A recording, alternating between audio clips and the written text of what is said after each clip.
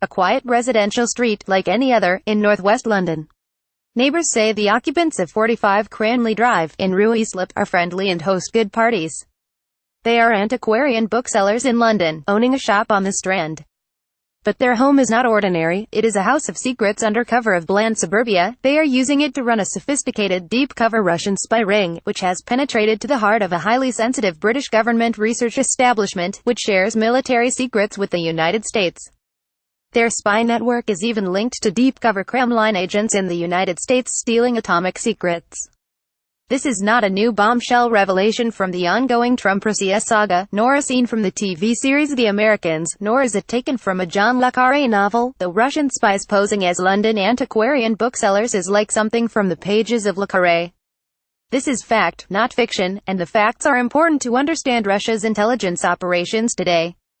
Story continued below. This story is revealed in remarkable tranche of records declassified on Tuesday by the British Security Service, better known as MI5, about a major Russian spy network that operated in Britain in the post-war years, known as the Portland Spy Ring. Its discovery in the early 1960s set off alarm bells in capitals across the Western world. Unlike all previous post-war Soviet espionage cases investigated by MI5 in Britain, the Portland spy ring did not involve Soviet KGB and GRU military intelligence officers using official, legal, diplomatic cover. Instead, more alarmingly for British and Western intelligence agencies, it involved a deep-cover Soviet, illegal, with no diplomatic cover, living out in the cold, under a false name and nationality, and almost impossible to detect. As British and U.S.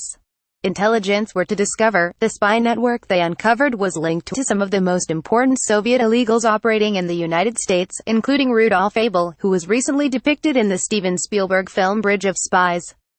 MI5's multi-volume declassified files on the Portland spy ring are the first records from the archives of British intelligence to reveal how it was detected.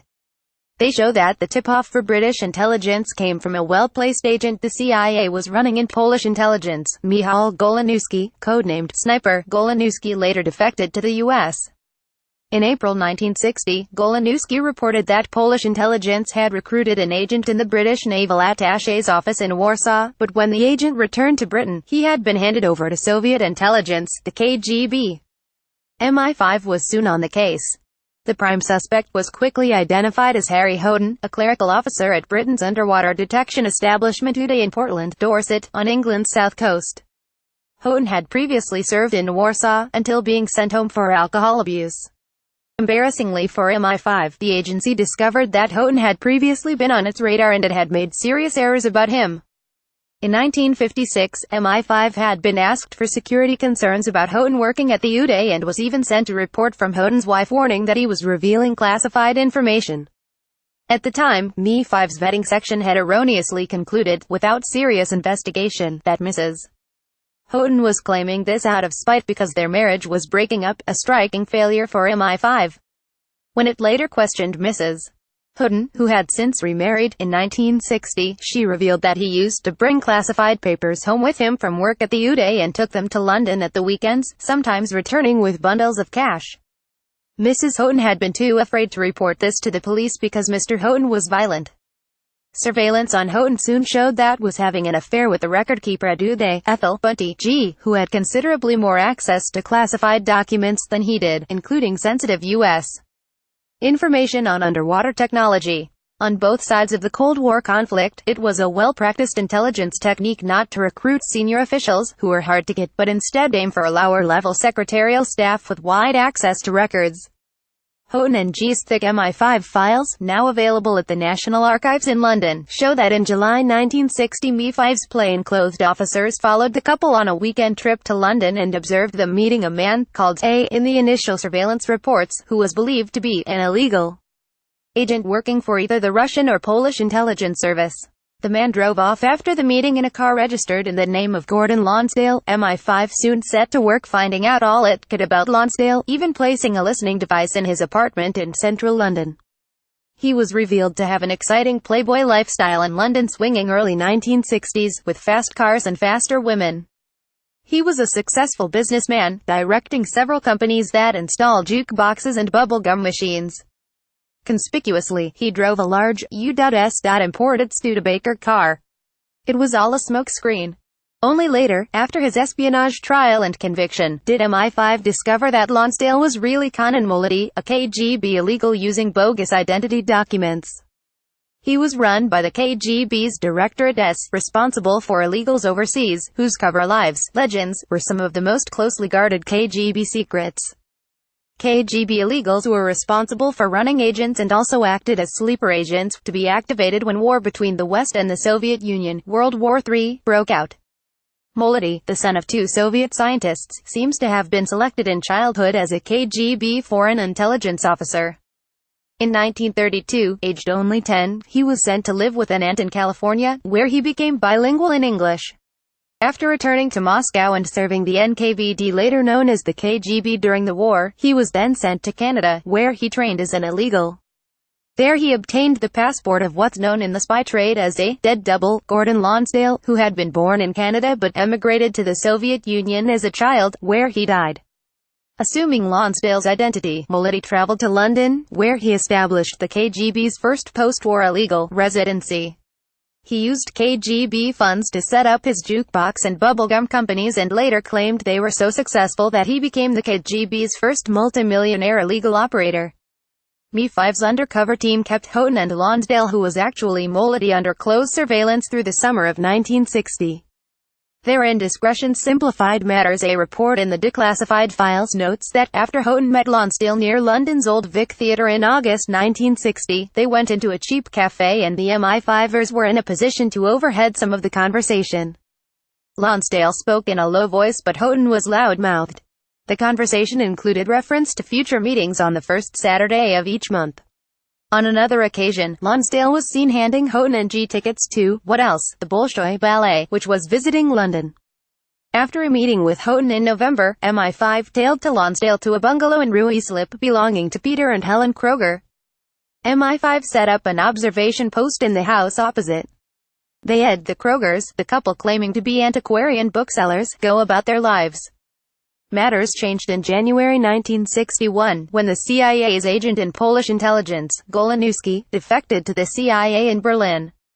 MI5 feared that, if the KGB discovered that he knew about Houghton's espionage, they would withdraw Houghton. The London Special Branch arrested Houghton, G and Lonsdale on Waterloo Road after observing G hand over what turned out to be classified documents relating to British submarine technology. MI5 also decided to move on the Krogers, who were arrested in their home. It was found to be packed of espionage equipment, 7 passports, secret writing material, facilities to make and read microdots, and a cigarette lighter with a secret compartment containing cipher pads for encrypting radio transmissions. The Krogers were Lonsdale's radio operators and technical support team. As they were being arrested, Mrs. Kroger asked to stoke the fire, but a vigilant police officer searched her handbag and found letters from Lonsdale with microdots, which she was trying to destroy. 5 days later, after tearing the house to pieces, MI5 discovered their high-speed radio transmission set, which they had used to communicate with Moscow, hidden in a cavity under the floor. After the story publicly broke, the Krogers' home was dubbed the House of Secrets. After their arrest, the Krogers' fingerprints were sent to the FBI, who established their real identity as Morris and Lona Cohen, known to be 2 of the Kremlin's most important underground assets in the Cold War. The Cohens were American-born KGB illegals in the United States, who had operated with an array of key underground Soviet agents, including the celebrated illegal William Fisher, who lived under an alias, Rudolf Abel. They had also acted as KGB couriers, passing top-secret intelligence on U.S. atomic research from agents including Julius and Ethel Rosenberg. After the Rosenbergs' arrest, followed by their trial and execution for espionage in the U.S. in 1952, the KGB spirited the Cohens out of the United States, slipping through the FBI's hands.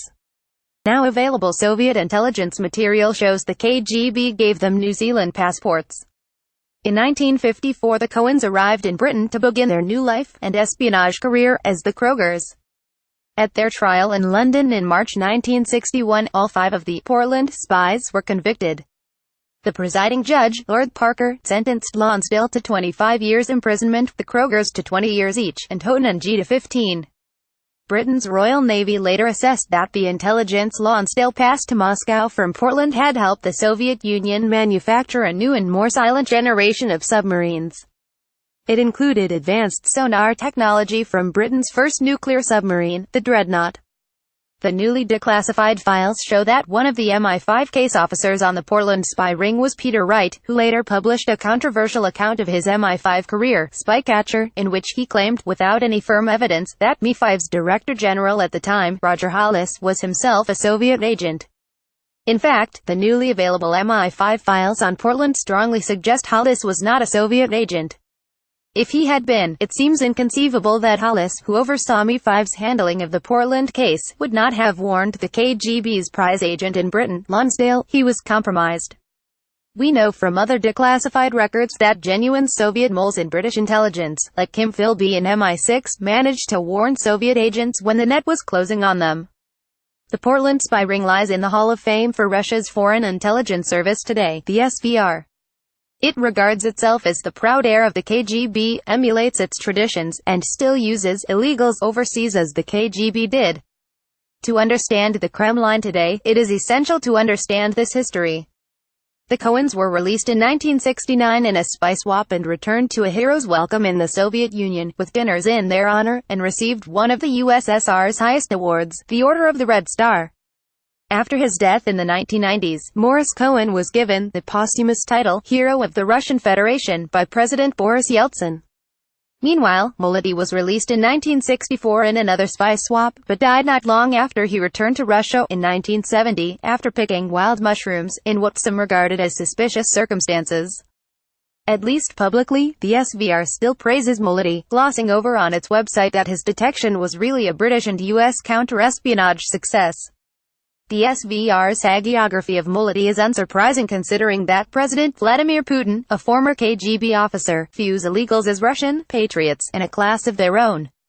In 2010, the FBI revealed a Russian illegal spy program operating in the United States, codenamed Ghost Stories, straight from the KGB playbook. Earlier this year, Putin admitted that while in the KGB, he had worked with illegals, and he also praised Russia's spies today continuing the KGB practice, living and working deep undercover overseas. For Putin, the history of the KGB is alive in a new Cold War. Calder Walton is an Ernest May Fellow at Harvard's Kennedy School of Government. Follow him on Twitter at Calder_Walton.